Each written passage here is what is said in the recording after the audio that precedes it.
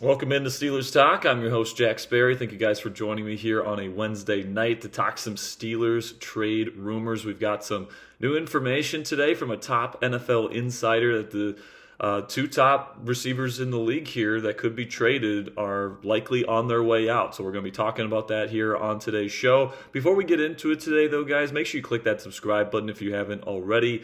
We're going to be going live tomorrow night for our live watch party for Steelers versus Bengals. Big game, can take really a big, step forward in the division tomorrow with a win, starting 5-1. Heading into a mini bye before we go into a really tough stretch versus the Packers, Colts, and then Chargers, all back-to-back in the weeks to come. So make sure you guys click that subscribe button if you haven't already. We'll be live tomorrow at 7 p.m. Eastern Time. Over an hour of pregame coverage, followed by live play-by-play and reaction and analysis to the game itself. And then we've got our extensive post-game coverage as well. So make sure you click that subscribe button if you haven't already to join the Steelers Talk family. And let's just jump right in here, man. The People's Insider himself on social media, very lovingly referred to as Ricky. The dog here has returned. And for those of you that roll their eyes at Ricky because he got the Brandon Ayuk thing wrong, and he admits that he got that one wrong a couple off seasons ago, since then, he's gotten the George Pickens deal correct literally less than 24 hours before he was traded to Dallas. He got the Jalen Ramsey trade right for the Pittsburgh Steelers this year as well, and a number of different things that he's had scoops on that have turned out to be 100% correct during the offseason. So, this is certainly something where when Ricky says something, you listen, and he's come back out of quote-unquote retirement yet again to give us the latest surrounding some players that could be dealt before the NFL trade deadline. So the first one that he kind of revealed today is that the Raiders are getting set to trade Jakobi Meyers in the days and weeks to come before the NFL trade deadline. Now, just for reference here, the NFL trade deadline hits this season on November 4th. Okay, so the Steelers have a little bit over a half a month to add a receiver to their wide receiver room if they so choose. And I do think that with the reporting we've seen from Adam Schefter, from others, that the Steelers are in fact looking for another receiving weapon to add to this group before the deadline. I think that is certainly something that I'm expecting Omar Khan to do before the trade deadline hits here on November 4th. So Jakobi Meyers is the first name from the Raiders that Ricky mentioned today. He said that he's not going to be a Raider for much longer. And then today,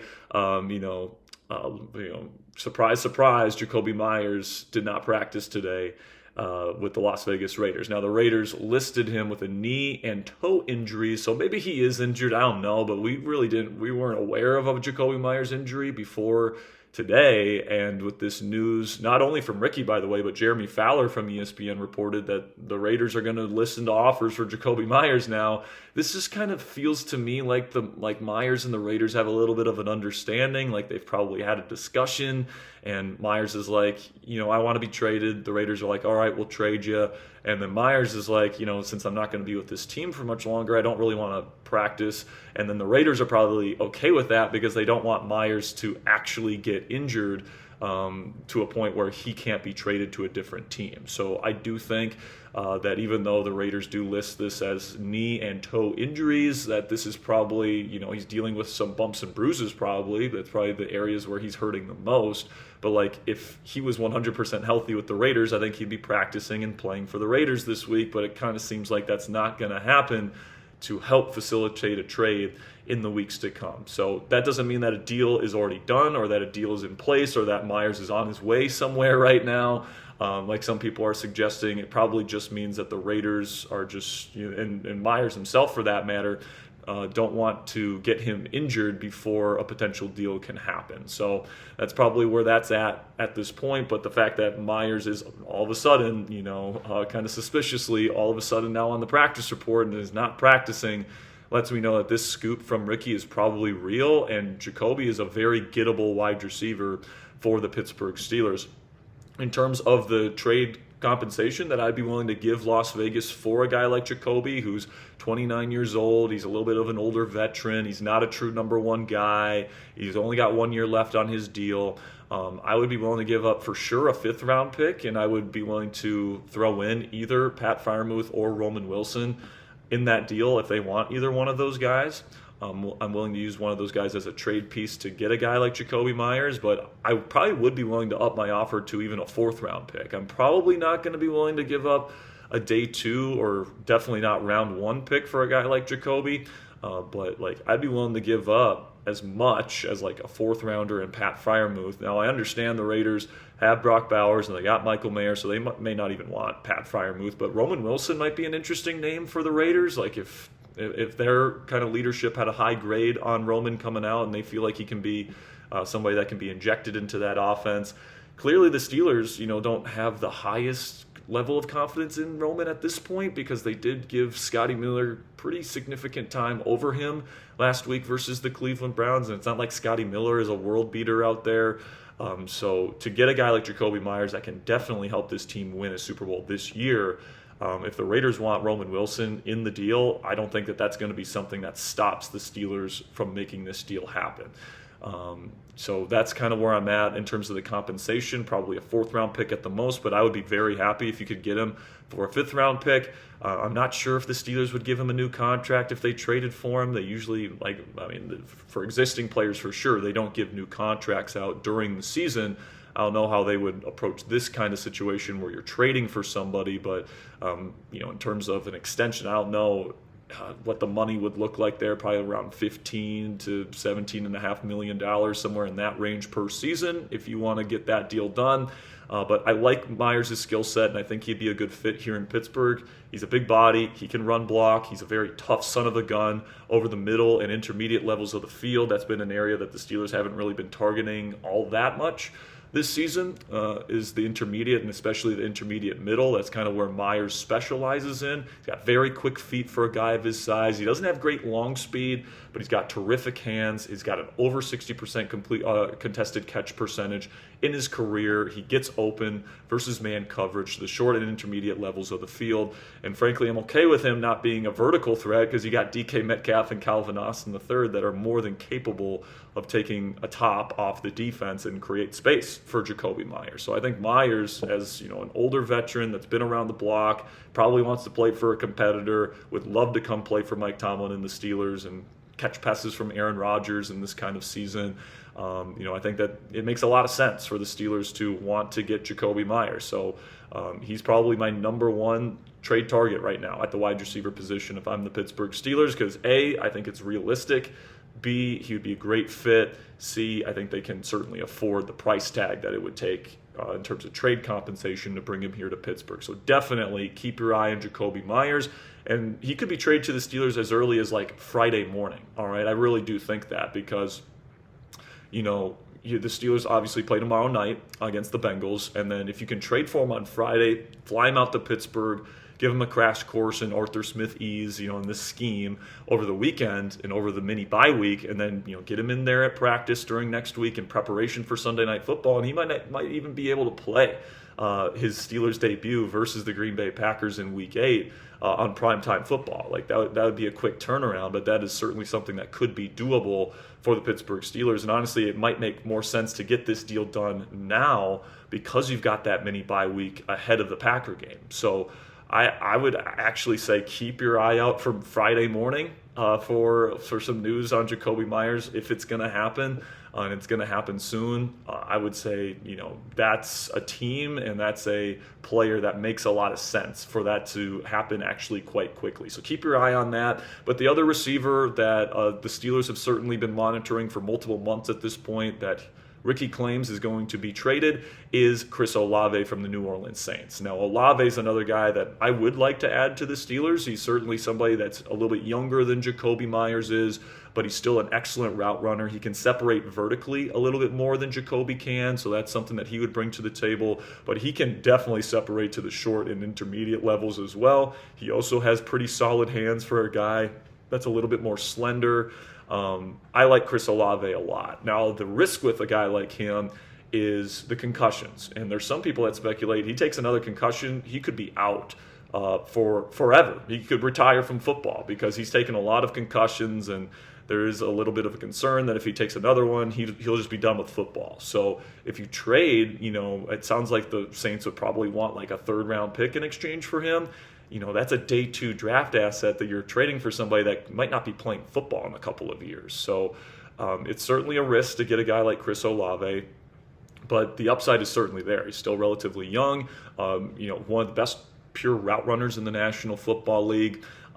If I'm the Pittsburgh Steelers, once again, I'm not probably willing to give up a 3rd-round pick for him. I'd probably be willing to give up a 4th, and like I said before, a player. Like a 4th-round pick and a player is probably the price tag that I'd want to trade for. And like if I can get Jakobi Meyers for a 4th or a 5th, but I have to give up a 3rd-round pick for Chris Olave and take on the extra risk involved with his concussion issues, along with the fact that his next contract is going to be very lucrative. All right, he's just getting off his rookie contract here coming up soon, and he's going to want to get paid like somewhere in the range of $20 to $25 million per season is what I would guess.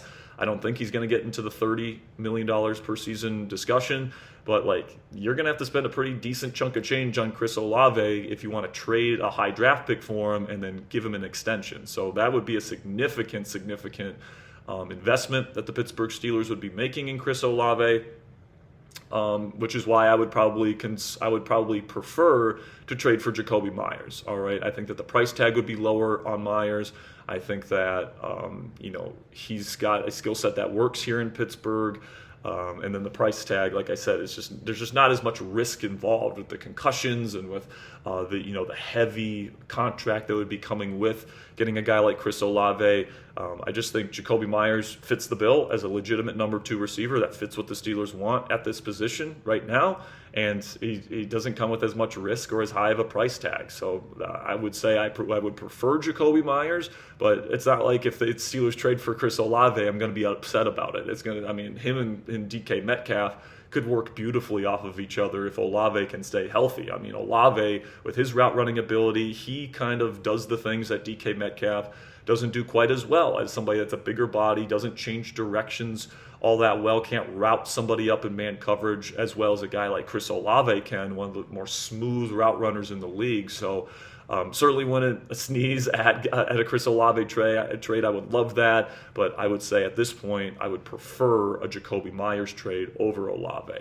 But another name that I want to discuss here today, guys, is somebody that the Steelers were connected to in the pre-draft process a couple years ago. Somebody that's shown some really good things in the NFL, but just has had some immaturity issues, and he seems like he might be running out of rope with his current NFL team, and that is Adonai Mitchell from the Indianapolis Colts. Now, Mitchell was really highly touted coming out of Texas a couple of years ago in the draft, and my high-end comp for him was CeeDee Lamb because of his physical profile. And this guy has incredible physical talent that, has definitely shown in his time in Indianapolis.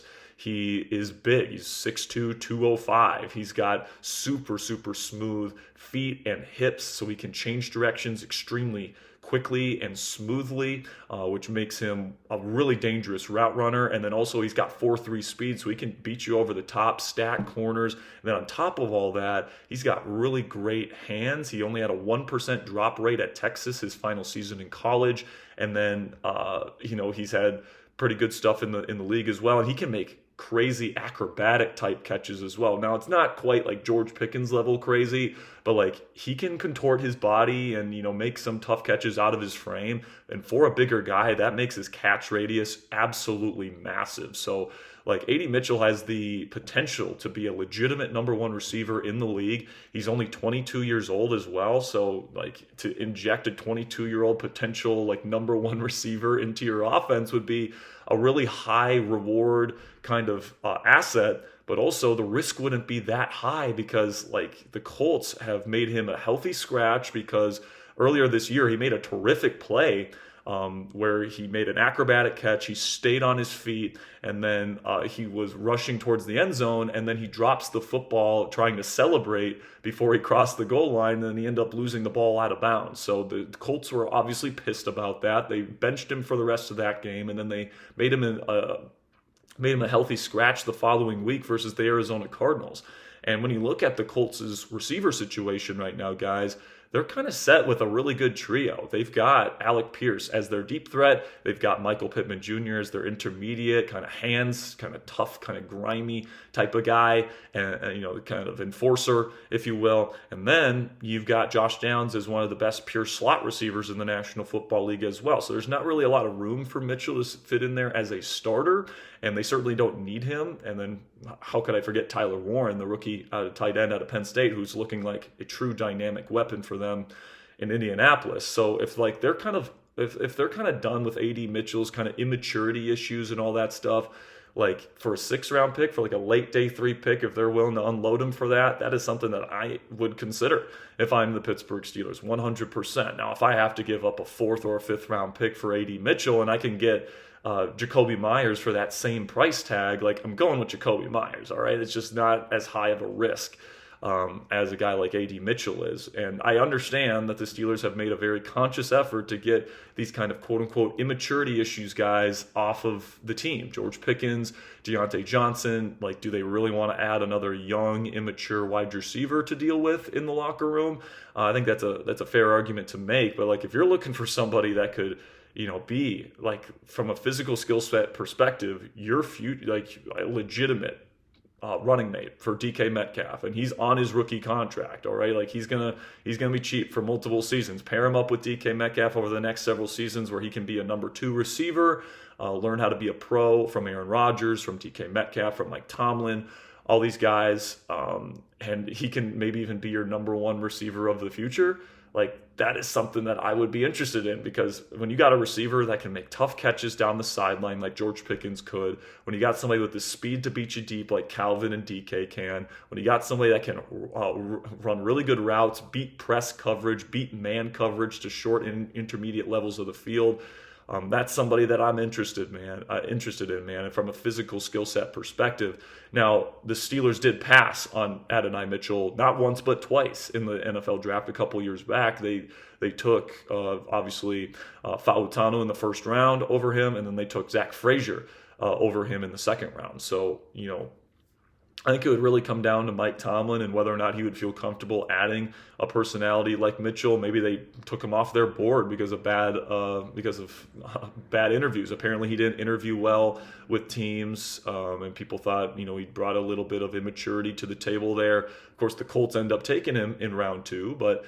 it seems like that's not working out in Indianapolis. So that's kind of like a situation there where if you can get AD Mitchell for like a 6th round pick, for example, and like you're giving up a pick that likely isn't going to turn into anything anyways, and the Steelers have multiple day 3 picks at their disposal, like if all it takes is a 6th round pick to get a guy in AD Mitchell who could be like a legitimate number 1 guy down the road, and he's only 22 years old and he's super cheap, and he could be a huge asset to this team moving forward if he behaves. That's a risk that I might be willing to take, especially like if the Raiders are trying to get a 3rd round pick for Jakobi Meyers, and if the Saints are trying to get 3rd round picks for their receivers that they're going to be selling off, but the Colts are like, hey, we'll give you AD Mitchell for a 6th rounder. I think I'd rather do AD Mitchell than the other 2. But, I think it all depends on what the offers are, what the teams are looking for these guys. So certainly keep your eye on AD Mitchell, along with guys like Jakobi Meyers, Chris Olave, Rashid Shaheed, Dontavian Wicks, Alan Lazard, all the guys that we've been talking about on this channel over the last several weeks. Now, before I say goodbye here for the day, guys, the Steelers did host an All-Pro Bowler, an All-Pro special teamer, I should say, George Odom, formerly of the San Francisco 49ers, longtime veteran, former All-Pro special teamer. Mike Tomlin has a lot of respect for him because of what he's done as a special teams guy. Mike Tomlin has a lot of respect for the special teams element of football. And, you look at a guy like Miles Killebrew, probably out for the season with a knee injury. And George Odom might be somebody with experience that could step in right away and give this special teams unit a boost after they just lost their special teams captain. So keep your eye out for George Odom as a potential signing after Thursday Night Football. But yeah, just keep your eye on that. All right, that'll be it for today's show, guys. Thank you so much for sticking with me here to the end of today's program. I want to thank you guys for sticking with me here, man. I know we don't have any graphics here, and this is bordering on a 20-minute show. So for you guys to sit here listening to my ranting, all that stuff, I really do appreciate your guys' support and for choosing Steelers Talk for your Steelers analysis today. So make sure you click that subscribe button if you haven't already. We will see you guys tomorrow for the live watch party for Steelers versus Bengals, all starting at 7 p.m. Eastern Time. Make sure you click that subscribe button to never miss any of our videos or our live watch parties this year. And until next time, guys, here we go, Steelers.